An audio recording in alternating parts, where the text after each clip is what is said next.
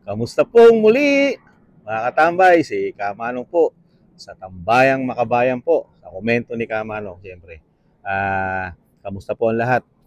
Ito po, mga katambay, nakakalimutan na po kasi ng ating mga malalaking media, ang mga bumabatikos sa pamilya Duterte, mga katambay, yung mga Esimada vloggers, saka yung mga tinatawag na GCash vloggers, na talagang pinasasama nila ng husto ang dating Pangulong Duterte. Kasama na rin po si BP Sara, di po ba? Dahil isa pong tinik po o balakid po sa kanilang mga ambisyon po ang Vice Presidente Sara Duterte.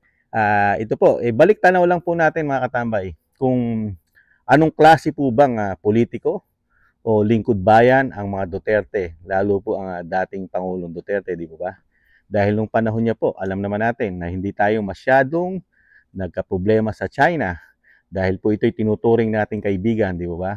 At pati nga yung ating mangingisda dati doon na talagang hindi nakapangisda, nung panahon po ni Pangulong Duterte, nagkaroon po sila ng kasunduan, naging mapayapa po sa loob ng kanyang panunungkulan. At wala rin pong nawala ni isang teritoryo po sa panahon po ni dating Pangulong Duterte, mga katambay. Nag-umpisa po ang malaking problema po natin sa West Philippine Sea o tinatawag na South China Sea. Nag-umpisa po yan sa panahon po ni dating Pangulong Pinoy, di po ba? Diyan po nag-umpisa talaga lahat ng problema. At si dating Senador Trillanes po ang nagiging sinasabi nilang nagkakaroon ng gentleman agreement dyan sa China for how many times po pabalik-balik ang dating senador sa bansang China. Hindi lang po 10 beses. Yan po ay pinatunayan po ni dating Pangulong Juan Ponce Enrile. Noong mga panahon po yun ay siya po ay Senate President. Di po mga katambay? Balik tanaw lang po natin yung problema. Pero ngayon po, ano po ang issue ng ating gobyerno? Pinupukol po yung gentleman agreement kay Pangulong Duterte na kala mo bang sinakop na tayo ng China? Puro dahil sa Duterte, tuta ng China. Si BP Sara, tuta ng China. Hindi nagsasalita si BP Sara dahil tuta ng China.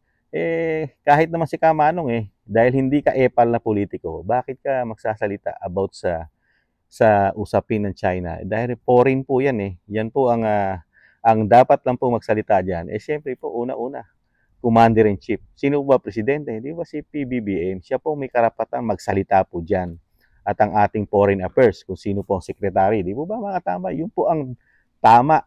Di ba?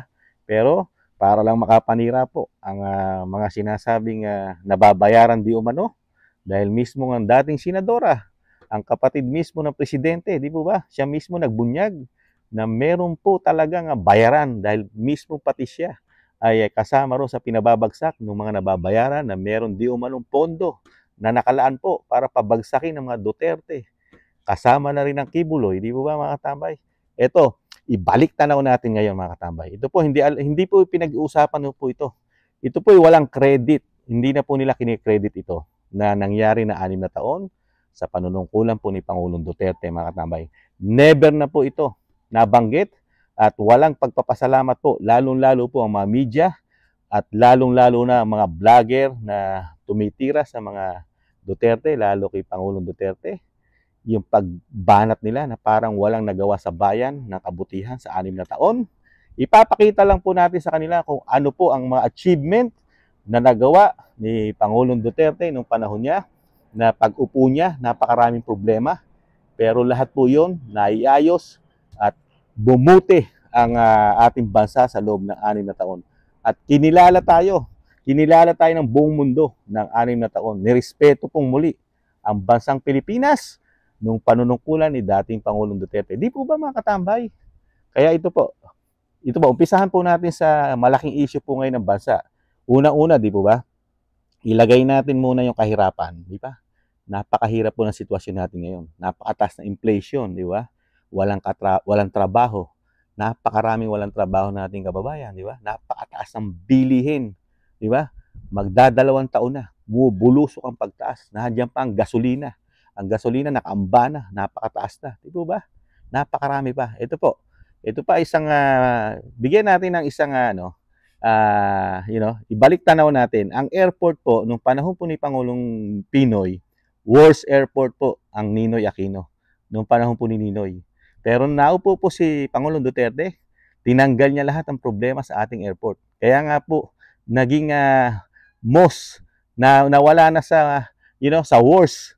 Ang naging kapalit po most improved airport na po nung panahon po ni Pangulong Duterte, na dating worst sa panahon ni Pinoy dahil nandiyan lahat ang problema, yung talimbala, di ba? At baklas maleta, napakarami, di ba?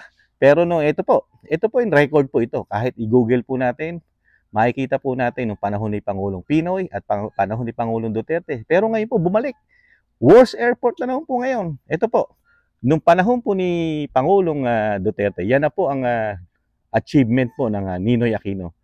Nasa pang-10 na po siya na improvement airport na po sa pagiging worst nung panahon po ng administrasyon ni Pinoy. Nakita niyo po mga katambay, yung NAIA listed as a 10 most improved airport na po nung panahon ni Pangulong Duterte. Ito po, yan na po ang itsura ng panahon ni Pangulong Duterte, di ba? Pero ano po nangyari? Nung pag-upo ng administrasyon ni Pangulong Marcos, ito na po, NAIA rank the most stressful, number 1 yung stressful airport po. Nung naupo na po administrasyon ng Pangulong Marcos, at naging number 4 po sa buong Asia na worst airport na po ang ating airport. Ito po yung mga achievement ng administrasyon po natin ngayon na hindi po ito tinitira o binabatikos ng malalaking media at ng mga vlogger na isimada vlogger di umano at ng mga GCash vlogger. Hindi po ito problema ng bansa sa kanila. Ang problema po na sinasabi nila lagi sa atin, West Philippine Sea, South China Sea, at ang mga Duterte, hindi nagsasalita sa West Philippine Sea. Di ba? Yan ang lagi issue. Pero ito po yung talagang realidad. Ito po ang realidad ng problema ng bansa nung maupo po sila. Di po ba mga tambay? Kaya meron pong comparison tayo. Ano pa? Ito pa po. 1 star na lang. Sa panahon po ni Pangulong Marcos, 1 star na lang po ang airport natin. Na dati po nasa 4 star na po tayo nung panahon ni Pangulong Duterte. Na malapit na po maging 5 star kung nagtuloy-tuloy pa ang kanyang panunungkulan mga tambay. Kaya lang po, alam naman natin na may limit po ang panunungkulan ng dating Pangulong Duterte na 6 na taon. Pero kung yun po ay nagtuloy-tuloy, baka ang rating po ng airport natin sa panahon ni dating Pangulong Duterte, baka 5 star po. Pero ngayon, 1 star na lang, mga tambay, ang airport. Yan. Ito pa, yung kumakahol. Yung kumakahol po ngayon na galit na galit ngayon, di ba? Dahil napalaya na ang dating senadora na si Leila de Lima, di ba? At dating Senador Trillanes na binabakbakan na rin po ang kung anong paninira ang binibigay po, binabanat sa mga Duterte. Ito po yung mga taga Bicol, mga tambay. Kasama po ang dating Vice President na si Leni Robredo. Mga taga Bicol po ito. Pero history po ng Bicol. Nagkaroon po sila ng magandang airport at international airport sa pamamahala po ng dating Pangulong Duterte. Pero hindi po ito yung mine-mention po nila ng mga taga Bicol, lalo po si Senador Trillanes at si Leila de Lima at si Leni Robredo. Wala pong nagawa si Pangulong Duterte sa kanilang bayan, sa kanilang probinsya. Ito po, international airport na napakaganda sa Bicol.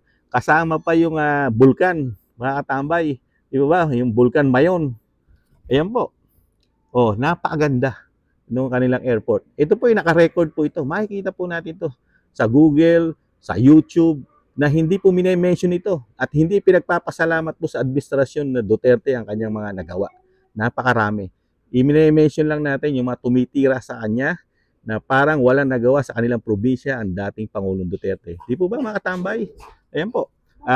Bicol, history of Bicol ang nakalagay. International airport. History sa kanila. Nagkaroon sila ng international airport sa panahon lang ni Pangulong Duterte. Di ba? Magmula po sa panahon ng sino ba? Cory Aquino, Ramos, Estrada, Gloria, Pinoy. Doon lang nagkaroon kay Duterte. Di ba? History. Pero yung mga bumabanat, taga Bicol. Di ba? Leila de Lima, Senador Trillanes, at nahandyan pa rin. Dati, bumabanat po dati si Leni. Pero ngayon po, nananahimik po. Di ba? Ito po, ano pa? Ang nangyari po sa Manila, sa NCR po, ano po ang nangyari? History po ng NCR. nagkaroon po ng kauna-unahang subway sa Pilipinas, mga katambay, sa Metro Manila. Pero lahat ng vlogger na puro taga Metro Manila, tinitira po ang dating Pangulong Duterte. Pero sila ang maikinabang. Unang maikinabang ng subway, taga Metro Manila. Lahat po ng magagaling na politiko natin, nasa Metro Manila. Lahat ng magagaling na vlogger na tumitira kay Pangulong Duterte, nasa Metro Manila. Di ba? Nandun sila lahat. Pero never nilang pinagpasalamat ito na sila unang makikinabang sa subway. Ito po, subway sa panahon po ni Pangulong Duterte. Matatapos po ito sa termino ni Pangulong Marcos Jr. Matatapos po ito kung lalo ko pong tututukan at babudgetan, mga katambay. Dahil alam naman natin na babayaran mo mga right of way nito. Lahat ng dadaanan ito, babayaran ng gobyerno. Sana hindi makurap ang mga pambili ng mga dadaanan nito, mga katambay. Di po ba? Ano pa?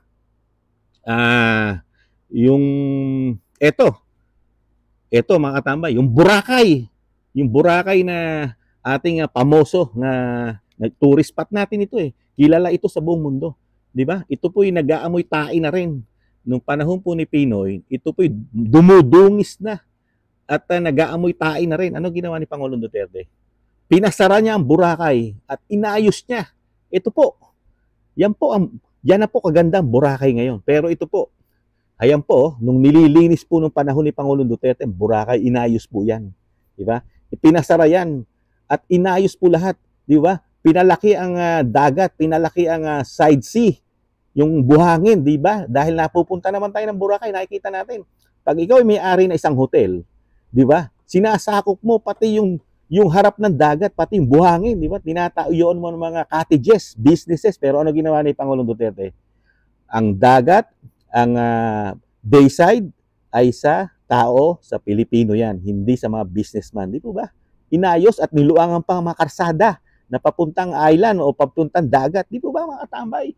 Never minimension po lahat yan ng mga taga Maynila, mga katambay. Ano pa? Yan lang natin. Ilan-ilan lang, mga katambay. Ayan po, itsura nun. Yan natin, itsura. Yan. Ano pa? Ano pa yung ano? Ito. Ano pa? Yung Taian sa Metro Manila. Yung Taian na malapit sa Malacanang. Nasa NCR din po ito. Malapit po ito sa Maynila at Pasig. Ano po? Ilog Pasig. Magmula nung panahon po ni Cory Aquino hanggang kay Pinoy, Taian po ito. Basurahan, squatter area. Di ba? Sino lang nakapaglinis? Isa lang. Yung taga Mindanao, yung dating Presidente Duterte, napakasamang presidente na walang nagawa sa bansa nating kabutihan. Wala, nada. Puro problema binigay ni Pangulong Duterte sa Pilipinas. Pag ang pinaniwalaan natin, mga vlogger, yung mga isimada vlogger, yung mga tinatawag na GCash vlogger, at yung malalaking media, bulag sila sa nagawa ng mga Duterte. Yan po ang itsura ng Pasig ngayon. Nagiging tourist spot na. May negosyo na ang mga taga-Pasig ngayon. Nagpapangsyon na ng magaganda ang Pasig. Naging tourist spot, mga katambay. Nung panahon po nila, ano ang Pasig? Basurahan, ang baho. Di ba? Sino nagpabango? Ang Duterte na masama. Natuta ng China ang sinasabi. Di ba? Sasabihin mo tuta ng China, makabayan. Makabayan si dating Pangulo Duterte. Makabayan dahil bayan niya ang nililinis niya.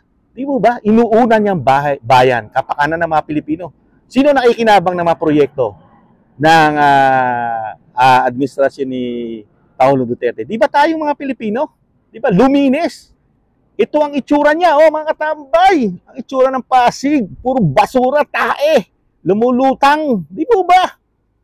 Nakakaano lang po. Parang kailan lang po yan, mga katambay eh. Parang kailan lang po yan para makalimutan natin at makalimutan ng mga media, makalimutan ng mga vlogger. Yung nagawang kalinisan sa kanila, puro taga Maynila po ang mga vlogger na tumitira halos sa Pangulong Duterte. Di ba? Hiyang-hiya tayo sa kanila. Hiyang-hiya tayo sa kanila, mga katambay. Sa mga media na nandun din sa Manila. Nasa Maynila lahat ang media. Na ngayon hindi na sila nag-aamoy tae. Hindi na nag-aamoy tae ang ilog nila. Ang dagat nila hindi na nag-aamoy tae ngayon, mga katambay. Pero wala silang nakitang kabutihan. Wala silang nakitang kabutihan sa mga Duterte. Ano pa? Ano pa? Eto, alam natin yan, di ba? Ito pa ang isang matinding Taian ng Maynila. na malapit din sa Malacanang, Pamoso, Manila, Kapitolyo ng Pilipinas, mga katambay. Pero Taian ang dagat, Taian. Napakaganda pa naman ng sunset dyan, di ba? Perfect sunset view. Pero ano ginawa nila? Taian.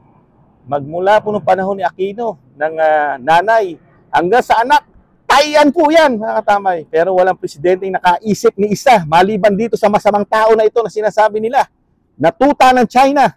Siya lang ang nakapaglinis ng mga tae dyan, di ba? Sa tulong ng kanyang gabinete, di ba? Naiayos yan. Ito po itsura niyan. Yan po ang napakabahong Manila Bay, di ba? Pero isang tao lang nagkaroon ng political will. Isa lang ang sinasabi nila tuta ng China ang naglinis ng bansang Pilipinas. Pero tuta daw yan. Doon ka medyo hindi ka makapaniwala. Mas gusto ko na yung tuta na ganito kaysa yung tuta nila. Yung tuta nila, ano ginagawa? Kayo na magpagsasabi ko, ano ginagawa ng tuta nila. Di ba? Puro paninira ang ginagawa. Ano pa? Yung Cebu, nabigyan ng parang world class na tulay. Di ba? World class na tulay ang binigay sa Cebu, mga katambay. Natapos na. Napakaganda. Parang pamoso, para ka nasa ibang bansa ang klase ng tulay. Di ba? Para ka nasa Amerika. Dinaig pa sa ganda yung mga tulay na sinasabi nating hindi na nalalayo ito sa mga pamoso ng tulay, lalo na Golden Gates, di ba? Sa Amerika, California. At napakarami pa, di ba? Saan lang po naganap yan? Yan na po ang pinakamahabang tulay ngayon. Tinalo na po niya yung tulay na mahaba, di ba? Yung San Juanito Bridge, di ba? Siya na po, sa Cebu, mga katambay. Binigyan niya rin napakagandang proyekto, natapos, di ba? At napakaraming proyekto po na tulay. Sobrang dami. Airport, di ba? Isa na yung sa Bicol na niyayaw-yaw po ni Trillanes at ni Dilipa, saka ni dating Vice President, di ba? Yung mga probinsya nila. Ito pa, yung Davao City, ito po sa Davao, construction project, tapos na po ito. Sa, sa Panabo, Davao del Norte. Napakagandang tulay. Napakagandang karsada, mga tabay. Napakaluang. Ilang lane po yan. Napakaganda, mga proyekto na napapakinabangan na po ng taong bayan, mga tabay. Napapakinabangan na ng taong bayan. Pero sila, pangarap na 20 pesos lang binigay sa atin. Hindi pa natin mapakinabangan, mga katabay. Pangarap na 20 pesos. Pero yung masamang presidente na sinasabi nila, si Pangulong Duterte, natuta ng China. Napapakinabangan din nila ang mga proyekto na sinasabing tuta ng China, mga katambay. Ano pa? Ito po ang nangyari. Ito po, nakikita nyo po yan, yung pag-angat. Ano po yung nakikita natin, blue na pinakamataas? Yung po yung kay Pangulong Duterte, mga katambay. Natuta ng China. Mga katambay, na hiyang-hiya tayo sa kanila. Yan po ang proyekto niyang napapakinabangan ng buong bansa, mga katambay. Ilang porsyento ang kanyang pinagawa sa buong bansa, mga katambay. 4.5% o 854.4 kay Pangulong Duterte. Ano po? Kay Pangulong Aquino III, 2.5 lang, hindi pa natapos. Napakaraming hindi natapos at siya pa nagtapos. At ano pa, yung kay Pangulong Arroyo, na 10 taon na upo sa atin, si Pangulong Arroyo, si Gloria, 1.5% lang proyekto niya. Di ba? At si Estrada, dinaig pa si Arroyo, 1.6% po kay Estrada. Dinaig niya pa si Arroyo. At yung kay Ramos, 1.8. Pinakamataas po. Pinakamataas kay Pangulong Duterte na tuta ng China. At yung mga vlogger po, napakasama ng Duterte, mga tamay. Pinakamaraming construction. Napapakinabangan natin, mga build. Mga katambay, hiyang-hiya naman tayo sa kanila. Di ba? Ano pa? Ito pa. Ito po, yung mga eskwelahan na nagawa po sa buong Pilipinas. Mga classroom, mga eskwelahan, yan po. Buong Pilipinas, ilan po ang eskwelahan na gawa? Ang classroom po ay 1,500, 150,000, 149 classroom. Ilan po ang mga eskwelahan na gawa po? Nagwo-work na po. 2,064 po na mga eskwelahan ang nagawa. Napakatindi. Diba? Yan po yung tuta ng China po yan. Walang nagawa sa bansa yan. At napakarami pa iba. Ito po, yung mga nagawa po, na napapakinabangan na po. Ayan po. Kung nakikita natin, babanggitin natin, mga katambay. Ang mga nagawa, ito, Manila Clark Railway.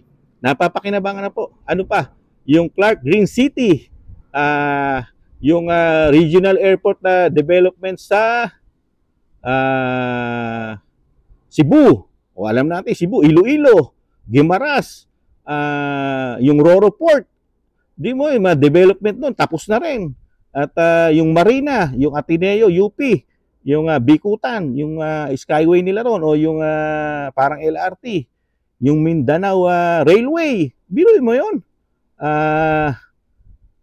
At ito, Santa Monica, sa may BGC, ito, Metro Manila, yung bus rapid train system. Napakarami niyang legacy. Oh. Kung titingnan po natin, sobrang dami po. At dito po, yung laglag bala, yung corruption, sa NAIA rehabilitation, yung rehab, tapos yung 75 billion coconut levy fund, naiayos niya, yung corporate recovery and tax incentive for enterprises, 6 billion title out of property, napapamigay po ito. At napakarami pa, build program, at yung mga malasakit center, at sobrang dami po mga katambay. Ang sinasabi natin, universal healthcare, yung free wifi for all, yung national ID system, at napakarami pa yung mga license natin, at tapos yung mga programa niya sa sa mga OFW, mga katambay, saka yung National Task Force and LCA, yung LCAC natin, yung pre-tuition po sa mga state university natin. Sa panahon niya lang din po yun, mga katambay. Pero tuta ng China po ito. Tuta po ng China. Ito po, mga legacy niya, napakarami. Yan, ilan lang po yan. Sobrang dami pa, mga katambay. Ito po, yung mga na-achieve niya po, na inayos niya po, yung landing in tandem po, panahon ni Pinoy, naayos na po ito. Tapos nag-declare po siya ng martial law sa Mindanao para tumahimik po, di ba? Naayos, naging mapayapa, di ba? Yung mga illegal Chinese workers, naiayos niya po yan. At napakarami pang iba. Pati po yung sinasabi niya yung mga atleta po, meron po siya natapos. Napakaganda po ng atleta natin ngayon na nagpapanksyon na po. Di ba nagganap pa Asian doon, yung Asian game sa atin? Sa panahon niya po yun. Saka yung mga taxes na, yung mga shabu, yung ito, mga re-raid po nila for how many billion of money of shabu ang nahuhuli nila.